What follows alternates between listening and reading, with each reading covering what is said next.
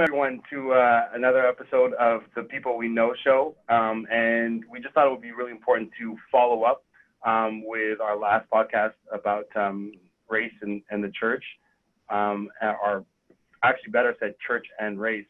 And we brought in an extra special guest today. You've seen him before, which is Pastor Joel Kristensen. If you could just say hello. Hey.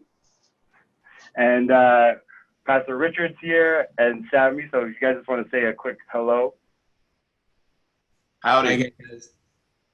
And what we really want to do is make sure that we don't leave the conversation at just, one podcast or one sermon or whatever it may be that you've seen over the last week. But we ourselves wanted to react and give you a chance to see, why we're doing, what we're thinking about, and making the content that we've made are the sermons that have been preached and kind of where we want to go going forward. So I hope you're able to see into our minds a little bit today, and what we feel God is leading us to do. So to start off, guys, I'm going to throw it out to you is, how are you feeling about the Christian content, so either sermons or podcasts that you've made or created over the last week? So Joel, why don't we start with you? Yeah, I'm feeling good about, I think the most important thing is to address it and to have the conversation. That's the most important thing for us, to actually have that conversation and to talk about it. I find people that are not addressing it, to be honest with you, it's a bit of you have to address it. It's something that's happening in the world today, and you have to address it. That's about being relevant. It's about being sensitive to the people that are hurting. So from that point of view, I'm happy to see so many people actually picking this up and relating it, and associating also with the love of God. That's the most important thing. And I know with the piece of content that we created together, the main thing that I found very interesting about it was that it probably had the biggest consumption from people outside of the church. Which, as a pastor, that's what you want, right? You want to be focused on bringing the gospel outside of your four walls. And when you're talking about something like this, that's affecting everybody in the world. The fact that so many people are picking it up and enjoying it and sending me comments and saying they really appreciated it, people that I never thought were even watching it in the first place, that to me is thrilling. And I always think that God takes something that's really bad and it will always turn into something good. And that's where I stand with it. I think we have to continue the conversation and keep it going because people are listening. Yeah, I've really been happy to be a part of and both contributing and then hosting events. I think what we've been saying is that it is important to say something, and it is important to follow that with the action of doing something. And I think saying something can be both the action and the declaration that we're standing behind what God really wants to say at this time.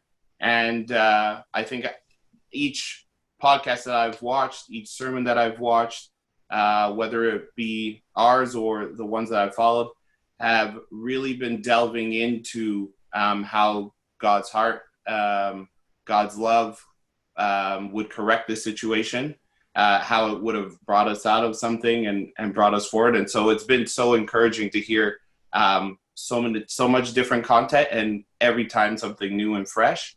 And so it encourages me to sort of continue to make sure that I'm listening to God, because I know you're never worried about repeating something that someone else is doing when he's behind it, because he knows who he's aiming your content for. So he's always going to have something directed to the people that he really wants to hear your message at that time too. And it's something that I'm conscious about when I'm participating or when we're talking about setting up something. And really encouraging during this time.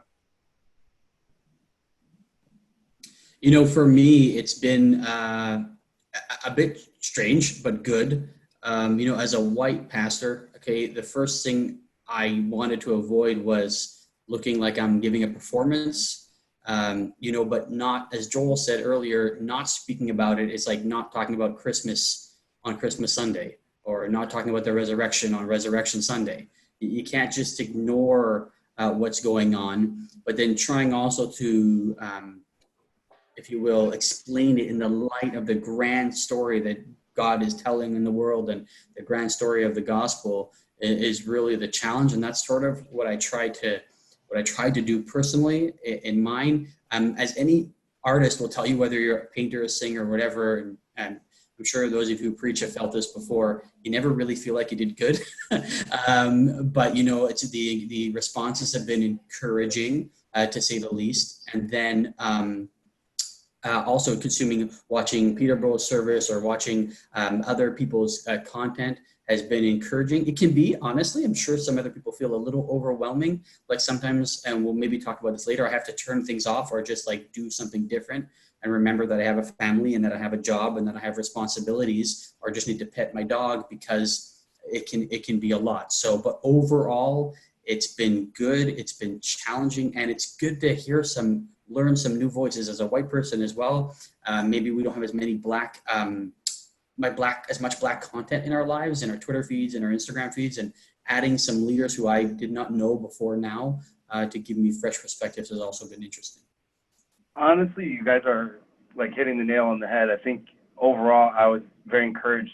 I'm happy to be a participant, but what I think is like, first of all, we're in the COVID pandemic, so we're all at home. We've been online for months now. And even though I was reaching out a bit before, this is making me reach out more. So like listening to a sermon from Elam City Church, listening to a sermon from Transformation Church Montreal, like those things are things that I wasn't in the habit of doing. I love you guys, but I'm pretty VCC centric in a sense. But to participate and just listen is awesome in that sense. But how I felt about it, given what's going on with the protests and racial unrest, I was so encouraged, because it's really a tightrope. As Christians, we can't just like fall into the talk about what's going on in the day just to do it. We have to do it in a godly sense. And I think all of the content that we created, and I know I'm involved in it, so I'm promoting us in that sense. But honestly, I think we walked that tightrope well. It has to be God-centered, like that tightrope well. It has to be God-centered. Like God doesn't choose a side; He loves all, and He is for justice. And I think you guys preach that, and I think our podcasts were centered around that, especially in the sense that it was, especially the theme of love your neighbor. That's what it's really about. So this is a message that is pertinent for today, but it's a message that's pertinent for other people, but beyond just Black people, that need to be loved by Christians. And when Christians are lacking in their love, I hope that message woke them up to what they're seeing on their news feeds, on their social media feeds, but also help them to dig a little bit deeper and see, who else do I need to do a better job at loving? So I was, even myself, reflecting as I listened to all the sermons this weekend and podcasts this weekend, and saying, okay, where can I do a better job? And I know I kind of appeared as a guest from the Black side, if we're going to side it, but like I have work to do myself to make sure that I don't be divisive and that I'm really loving in a godly way. So I know there's anxieties that go into it, but I think we did well. And then, I guess the thing is, one of the reasons why we're doing this is, how do you move forward with it? Because it's not easy to do a sermon, but it's easy to say, well, I did it, now let me go on. So, in a sense, guys, I don't want to put you on the spot. I know this is kind of challenging, but, what are you going to do going forward? I think the most important thing is to not just let the ball drop and say, well, we preached about this that weekend. That's good enough. It's a message that you have to keep preaching all the time. God is love. That's what He is. God is love, and love your neighbor. Who is your neighbor? Well, it's a person right next to you. It's whoever comes into your life you have to love everybody. And that's the message that we have to keep preaching. And I think we need to keep saying it over and over and over again, and not let that message drop. And we, as God's ambassadors, have to keep expressing that love to everybody. and make sure that there's not even a hint of judgment or hatred in us. Yeah, with us, with me, I'm looking forward to doing some more content here on the People We Know show. But also, I'm a youth leader at Verdun Community Church, for those of you who don't know. And so I think when this all came about, it's interesting. Our youth group has all but one member, that all of our members except for one is Black. And so it's all Black youth. And so I thought about them. I know that something that happens with youth is that they don't feel heard, or they don't have a space to talk, and they listen more when they're with their parents or adults, depending on the relationship. But I just wanted to create an open space for them to talk, for me to say what I felt about it, and then for them to talk. And so we did that on a Friday night, and there was a lot of great feedback. It was a long conversation, which I was surprised that they stayed engaged in. And not only were they encouraged by the conversation, but they wanted more. They wanted more open forums. They wanted more stuff talking about this subject. And so going forward, I said we are going to give space for open forums, discussions, for them to be able to talk, where I come with a subject, but we allow them to air what they're feeling at the time or what they think. But then we're also going to start a series I looked up that focuses on God's view on how to deal with these issues. And it has a lot to do with not looking at this as something we deal with in the now, and something that we make a part of our lives, so that we're constantly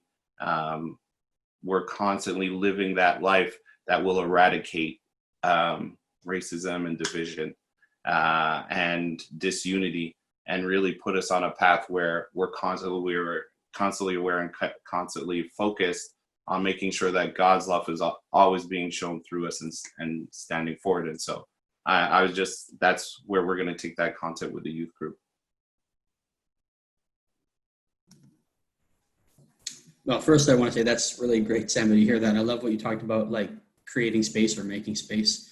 And I kind of feel in the same way, just to get like not real local transformation, but real local to us. Like the whole idea of being apostolic is equipping believers so that they can go do the works of ministry, and about sending people out.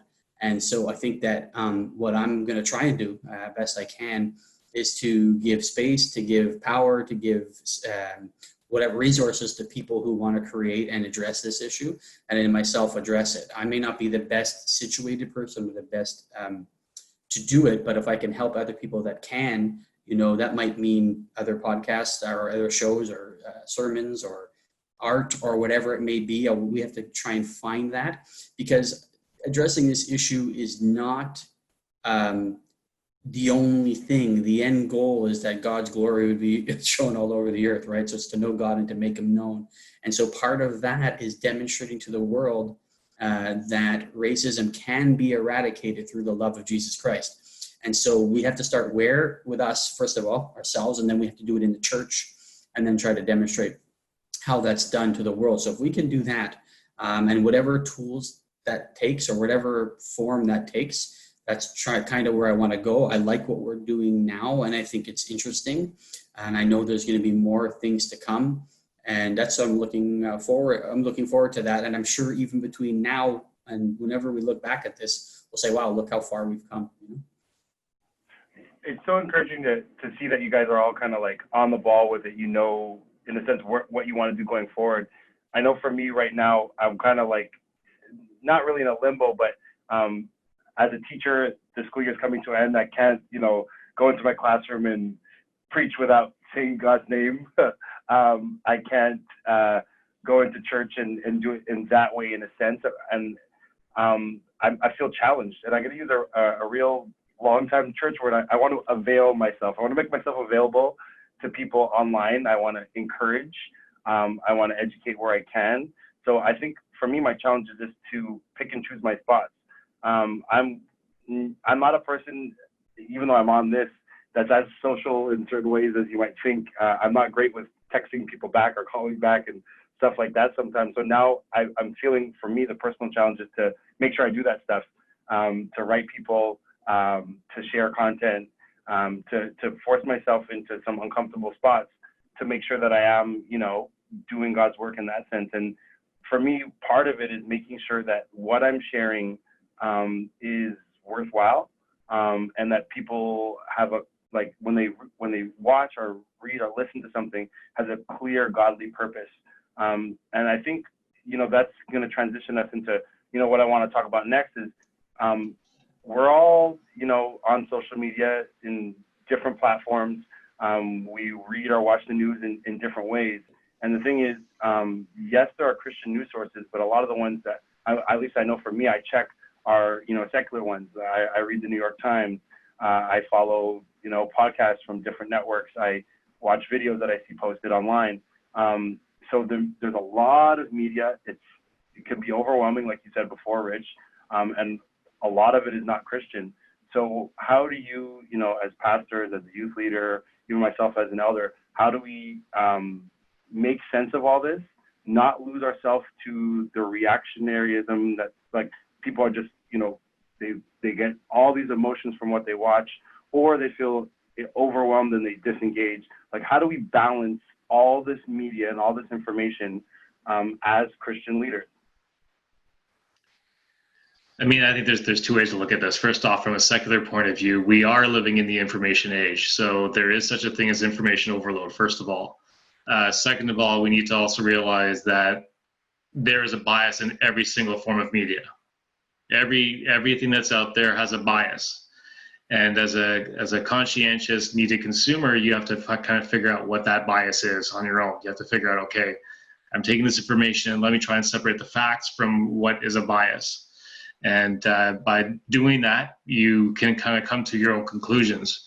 The second part of it is that we also have that the Holy Spirit in us, that we can actually ask and say, God, what are you trying to tell me in this? Is this an issue that I need to take in? Do I feel emotional about it? What is your feeling on it? What is your heart in it? And if it is something, how do I take action in it? And I think that's how we have to approach the media. Otherwise, you will be consumed by either one way of the spectrum or the other. And we always have to remember that God is not a political God. He is not conservative. He is not liberal. He is love. And that's the way that we need to approach every subject. Yeah.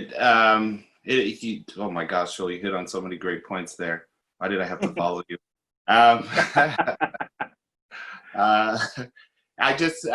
think with social media and that platform, it's not something that I naturally tend to follow, but having that youth leader side and then realizing that, people consume it and that it's going to be affecting them, and that when you're talking to someone, stuff might come out. I realize I have to be a little more aware of what's going on out there. And there are a lot of rabbit holes that you can fall down that can really pull you into sadder or darker places.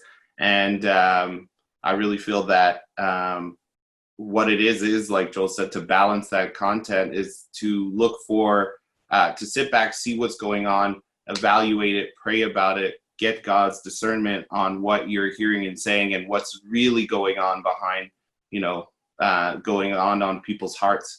And then going back and taking it to God and reading your word and focusing on your relationship and really just getting into his space and bringing it with you when you have to go back in there. It's almost like a battle zone. Sometimes going into the social media, you really feel like you're always coming against something. But I think there are rays of hope and light, and God shines brighter than anything that we will find out there. And so it's making sure that we're looking at it through that lens. And so I think how that's how I navigate it. And then also that's how I try to encourage others to look through it and just make sure that I always know that what I find out there is not greater than the God I serve. So I'm not going to end up in a situation where I've followed a sort of line of thinking that God won't take me out of, but then being conscientious where knowing that I can no longer follow this line yet because, it's not going to be healthy for me. And so I encourage people to sort of have that idea when they're going out there. And part of that I definitely heard through other people saying it. I know Rich talked about it just on his sermon yesterday, so I felt like I had to acknowledge that so he didn't think I was stealing his point before he had a chance to deliver it. But I think it was he summed it up very well in a way that that I think is apropos to this time. Yeah, thanks, Sam. We appreciate that. You know, one thing I did say yesterday was I made a comment when I was preaching about social media. And so I would say two things about this. One, I am an avid consumer of media, and that I consume a lot of media from a lot of different sources, a lot of apps. But one thing that I've become more convinced of, and I've already talked to Joel about this, and I promise you I'll do my TED Talk about this, and I call it the anointing of the unsubscribe button. And so what I mean by that is that I think there's a lot of Christians out there that need how to unsubscribe or delete certain apps or stop listening to certain people or know when to put the phone down. We know words have power. The Bible tells us that. And social media is words. It might not be spoken words all the time, but it's words. And it's very, very powerful. And so is all media sources, whether it's news and so on. And so I think we need to know, as I said before, I'm just repeating for people who maybe didn't hear, if you spend an hour on social media and you put that down feeling worse about yourself or feeling worse about how God feels about you or feeling discouraged, despondent, and upset, it's probably not the best thing to consume for you. Now, that doesn't mean we ignore reality. You know, anybody can watch the video of George Floyd's murder and feel angry and feel sad and feel discouraged. But then we must move on from there. And if every time you're consuming this media, it's leaving you in a bad spot, you got to delete it. Even I deleted Twitter once for 6 months because I just knew it was too much. I was going to it too much. I was reading it too much. And it wasn't good for me. So I just got rid of it for a while, you know, and then I got to a point where I felt like, okay, I can go back to this. I'm not, you know, it's normal. It's okay to do that. It's okay to say that. And then I would say the next thing about the consumption of media, and I remind myself of this: if everything I'm hearing sounds like what I think, I'm in an echo chamber and I'm not being challenged. And so you got to go purposely talk to some people or listen to some people who you know will disagree with you, not so that you become like them, but so you understand where people are coming from. You can't possibly love someone you don't know anything about. So if you're constantly criticizing atheists and you don't read what any atheists are saying, what are you hating about them other than something you think about them? And in the same way, when it comes to race, if you're not listening to the leaders, what the leaders of the Black Lives Matter are saying, it might end up being completely wrong, but you've got to hear what they're saying rather than just assuming because somebody else told you. You know, it's the same thing. If everything going to from a church perspective, if everything you think if everything you think and everything you think God thinks align perfectly, guess what? You're not thinking like God. Because all of us have innate prejudices and things within us, not just in regards to race, but in regards to many other things that God always calling us out. So those are my two things that I try to remind myself of and challenge myself. And, that again, guys, social media is not real life.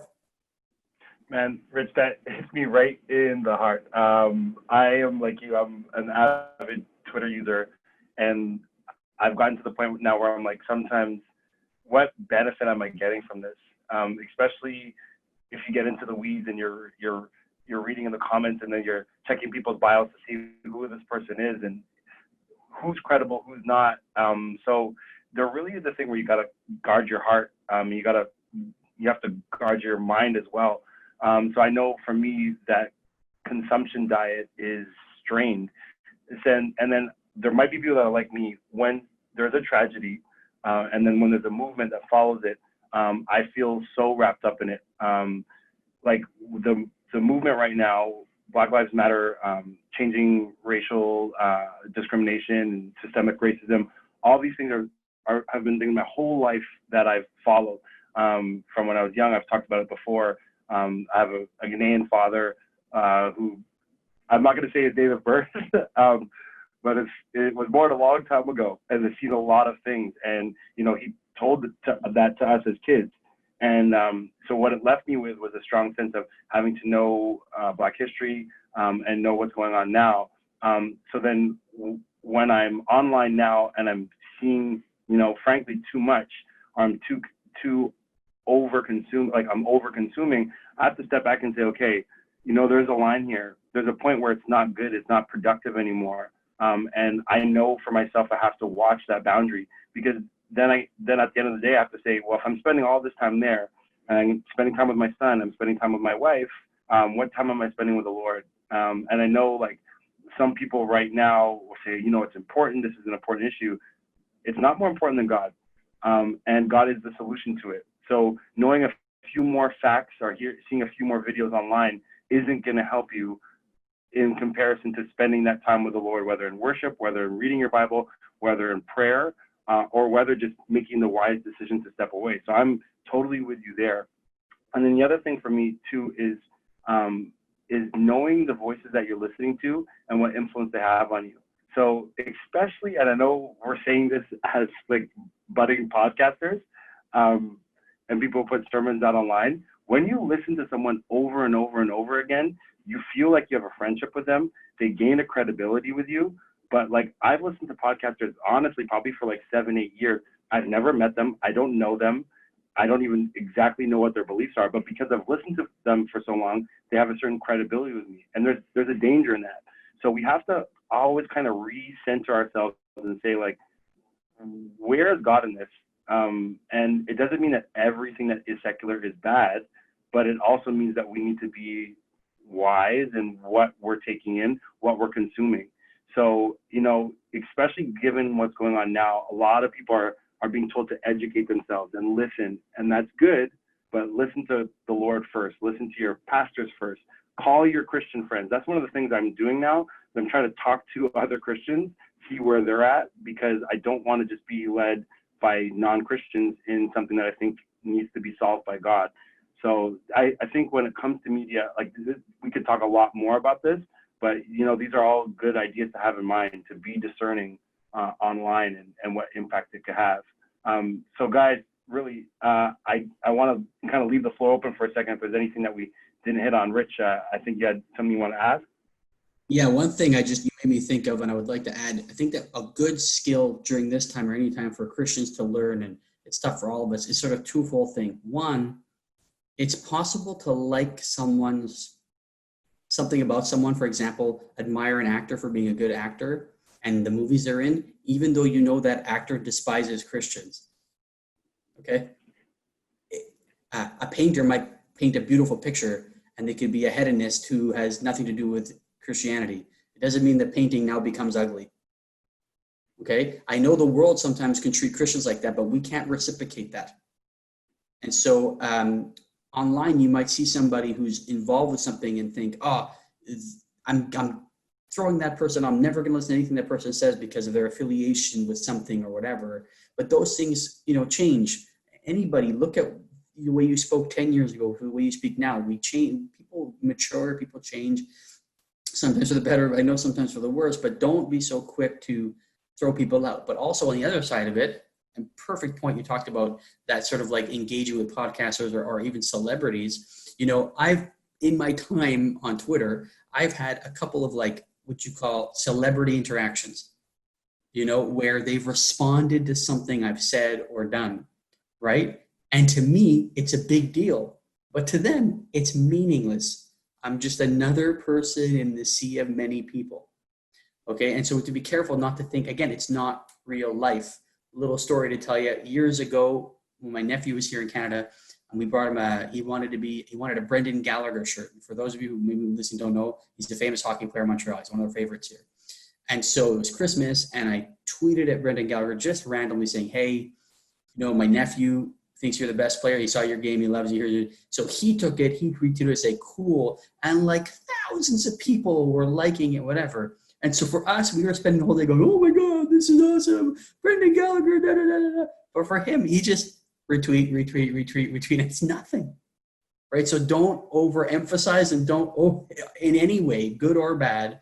I think it's just a good thing to learn when you're consuming media that, and I'm not saying Brendan Gallagher's a bad guy, by the way, he's awesome. But I just mean, like, for him, it's not like he was like, boy, I wonder how Richard feels about the tweet thing I just retweeted. It's like, I'm a nobody, right? And that's okay. It's okay to be just us. that's honestly, it's a great way to keep people in perspective with what's going on and what their life is like online. I've heard so many people say like online isn't real life, and that's a good thing to keep in mind now, to know what your facts are, and know what just opinion is, and like Pastor Joel said, know where the bias is, and be, you know, wise consumers of information online.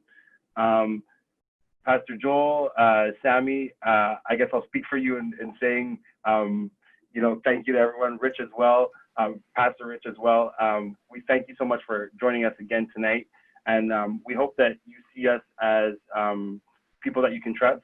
We know we were just saying questions and be careful with who you're consuming, but I could say you can trust us. But you can also reach out to us. I'm going to challenge all the guys here. Feel free to reach out to us. Write us on any of the social media apps that we're on. You know, if you know us personally, you can call us, you can text us. We are going to be transparent that if you know what we're saying is we want to do things going forward, you know, feel free to contact us. And one way you can is the people you know show, we have an email, which is tpwkshow@gmail.com. We'll put it in the comments. So feel free, reach out if you have questions, suggestions, whatever it may be, or even just your comments. We want to know what you're thinking and feeling as well. So once again, like, subscribe, and come back and share. And we love you, and good night.